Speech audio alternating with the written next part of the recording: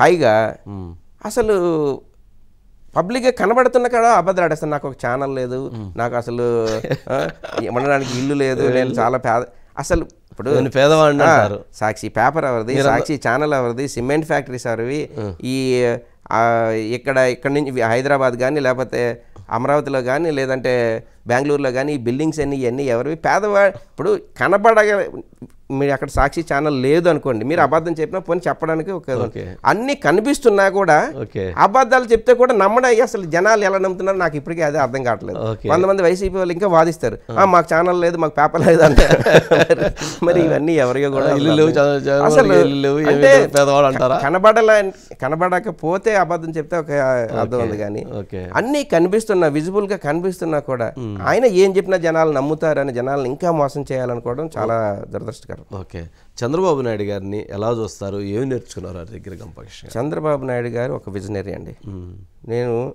నేను ఐటీలో పనిచేశాను, 15 years ఎక్స్పీరియన్స్. అంటే 14 years అమెరికాలో ఉంది, దానికంటే ముందు 3 years, మొత్తం 17 years నాకు ఐటీ ఎక్స్పీరియన్స్ ఉంది.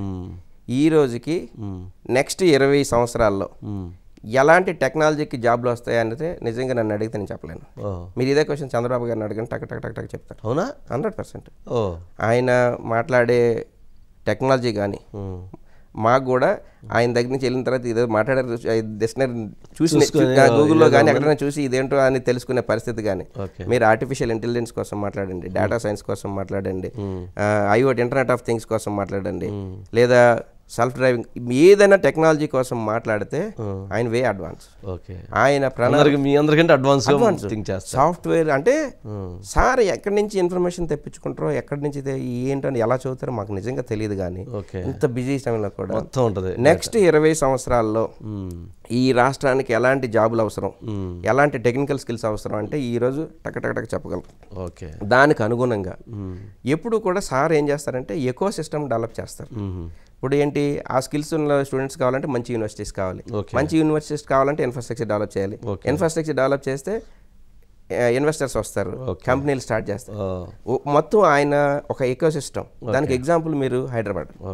ఈరోజు మీరు హైదరాబాద్ ఔటర్ రింగ్ రోడ్లో ఎవరు ఒప్పుకున్నా ఒప్పుకోకపోయినా ఆ రోజు ఐటీ టవర్స్కి చంద్రబాబు నాయుడు గారు హైటెక్ సిటీ ఏదైతే కట్టారో దాని ఫలితమే కదా ఈరోజు హైదరాబాద్ సిటీ నిర్మాణం జరిగిన తర్వాత కదా ఇప్పుడు కదా.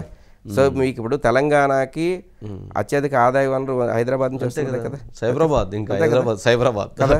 సో ఇక్కడ లేని కంపెనీ లేదు. మైక్రోసాఫ్ట్, యాపిల్, అమెజాన్ లాంటి కంపెనీలు కూడా వేల కోట్లు పెట్టుబడులు పెట్టి ఇక్కడ ఉద్యోగ అవకాశాలు కల్పిస్తూ రాష్ట్రానికి ఆదాయ వనరులు ఇస్తున్నాయి కదా.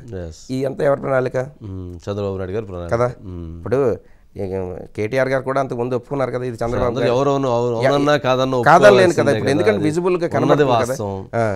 సో మొన్న చంద్రబాబు నాయుడు గారు వచ్చి ఉంటే అమరావతి కూడా తెలంగాణకి దీటుగా పోటీగా హైదరాబాద్ దీటుగా ఎదిగేది. నేను హైదరాబాద్ దాటిపోతుందని నేను వెంటనే చెప్పలేను, కానీ కొంత అభివృద్ధి ఖచ్చితంగా.